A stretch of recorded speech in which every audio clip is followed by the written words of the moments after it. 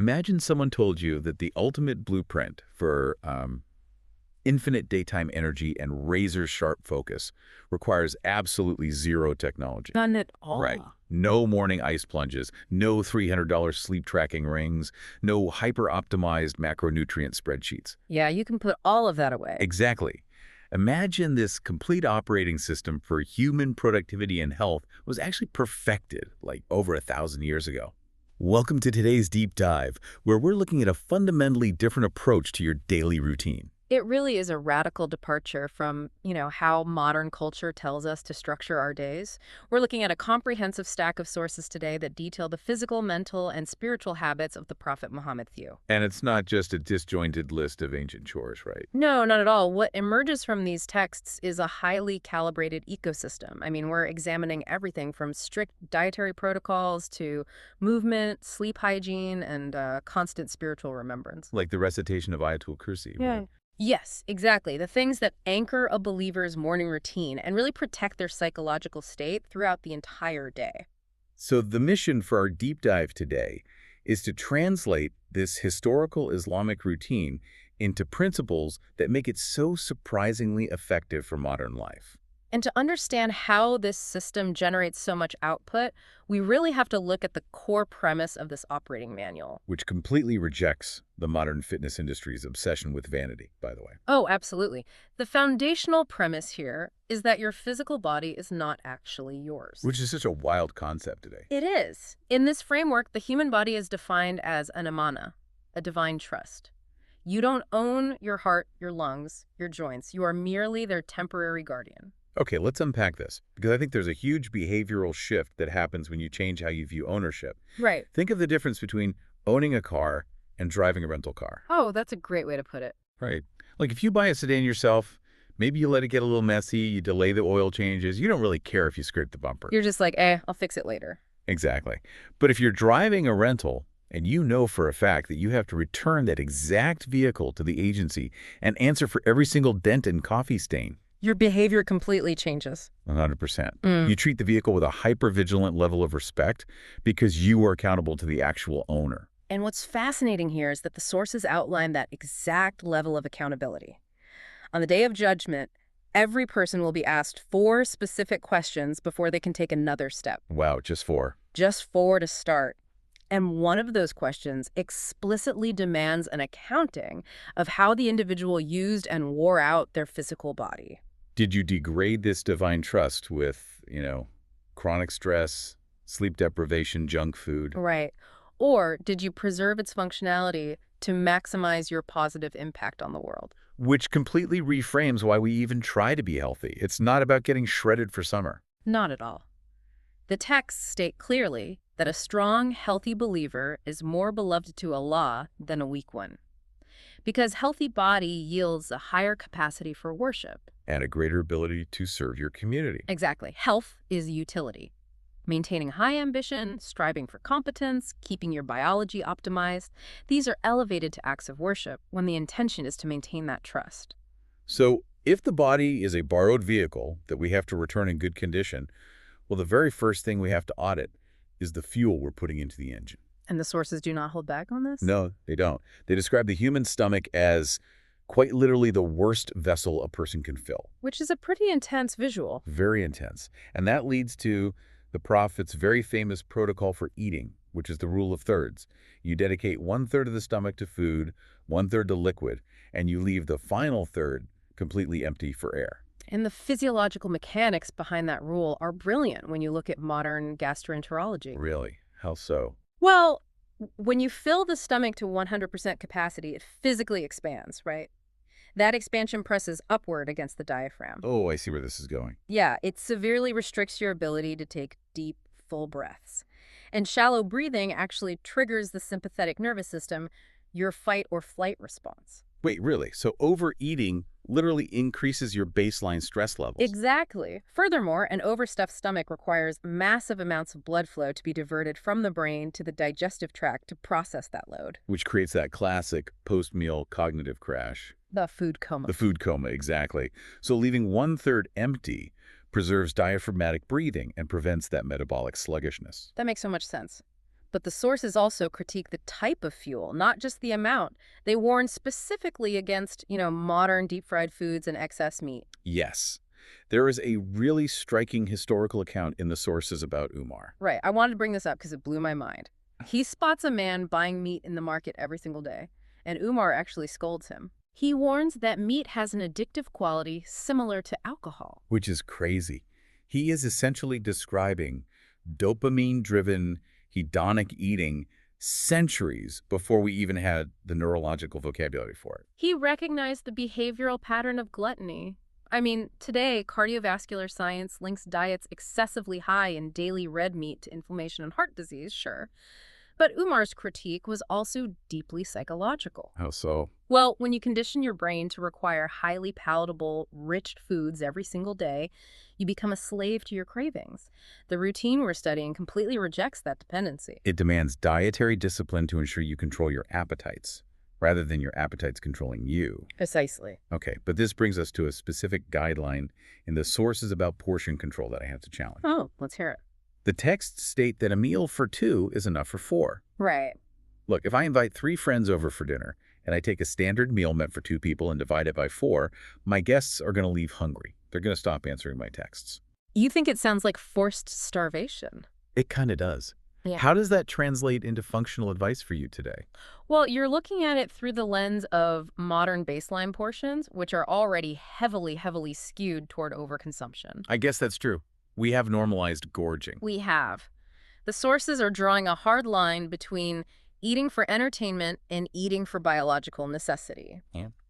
If a group of 4 people all adhere to the rule of thirds, meaning they stop well before they feel full, then the caloric density of a meal originally designed to stuff 2 people to maximum capacity will perfectly hit the nutritional thresholds of 4 people. Oh, wow. I hadn't thought about it like that. Right. It forces you to choose slower, engage with your community, and walk away from the table feeling light and energized. You are fueling the machine to operate, not sedating yourself with calories. Sedating yourself with calories, that is such a great phrase.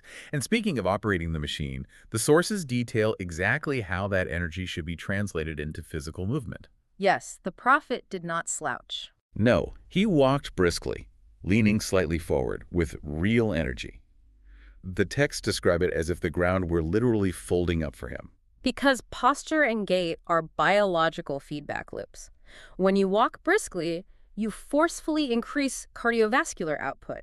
You're pumping oxygen-rich blood to the brain. It physically generates energy. Exactly. Whereas slouching or dragging your feet actually signals the nervous system to downregulate energy production. Which is funny because historically, some people mistakenly adopted a slow, hunched walk because they thought it made them look pious or humble. And the prophet, he completely rejected that. He actively prayed for protection against physical and psychological laziness. True humility in this tradition is about possessing strength and capability, but choosing to be gentle with it. You cannot serve your community if you are deliberately cultivating weakness. No, you can't. But that high-output physical state, the light eating, the brisk movement, it demands a highly calibrated recovery system. If you're redlining the engine during the day, how do you prevent a breakdown? This is where the sources outline a rest routine that feels like a direct attack on modern hustle culture. Let's talk about the daytime recovery protocol, the Qailula. Right. The Qailula is a strategic daytime rest. It's typically taken after lunch, lasting roughly 15 to 30 minutes. So essentially a power nap. Exactly. In fact, our sources explicitly compare this to the modern concept of the power nap. They note that historical figures like Winston Churchill utilized similar afternoon rests to squeeze a second day's worth of cognitive output out of their afternoons. And the sources clarify that this isn't about being lazy, right? It's about clearing the cache in your brain. Yes, resetting for the rest of the day. But the nighttime routine is where I anticipate a lot of friction for the modern listener. Because the Prophet disliked sleeping before Isha, but he strongly hated staying up after Isha to gossip, chat, or hold late-night meetings. The rule is basically pray Isha and then immediately shut down the house. Here's where it gets really interesting, though. Because that post-Isha window is the only quiet time most people have. Oh, I hear this all the time. Right. It's when the kids are finally asleep. It's when you catch up on emails or unwind with friends. Why is there such a strict zero-tolerance boundary on late-night socializing? Because late night stimulation actively destroys the biological foundations of the next day's morning routine. Okay, break that down for me. If we look at circadian biology, engaging in deep conversations or staring at screens after Isha spikes your cortisol. And it suppresses melatonin right when your core body temperature is dropping to initiate sleep. So you're basically overriding your natural architecture. Exactly. Sleep scientists refer to the hours immediately following sunset as the most restorative window for deep, slow-wave sleep. If you burn through that window chatting, you wake up physically wrecked. And waking up wrecked completely sabotages the cornerstone of the entire Islamic daily ecosystem, which is the morning routine. Exactly. The sources focus heavily on how a believer starts their day, and it's not with checking their phone. No, it's with constant spiritual remembrance, specifically waking up for Fajr and reciting Ayatul Kursi. And if you are exhausted from staying up late, that morning anchor becomes an agonizing chore instead of a source of power. The morning routine of the Prophet in modern life is perhaps the most vital takeaway from these sources. I agree. Today, the internet is flooded with morning routines focused on manifesting wealth or hyper-optimizing productivity. Yeah, the 5 a.m. club stuff. Right. But waking up for Fajr and immediately engaging in spiritual remembrance sets a completely different psychological baseline. Reciting Ayatul Kursi, the verse of the throne, serves as cognitive and spiritual armor. It reminds you, before you've even looked at an email or faced a single stressor, that Allah is in complete control of the universe.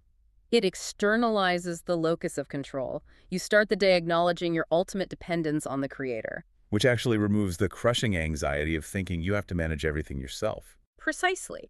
It builds an immense psychological resilience. And, this routine of purity isn't just internal, it extends to the physical environment, too.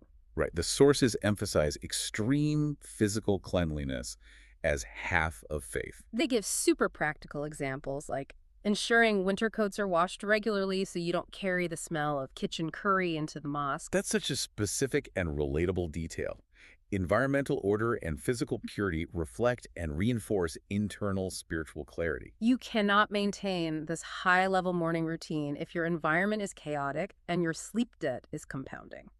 Okay, so you can perfectly calibrate your fuel with the rule of thirds.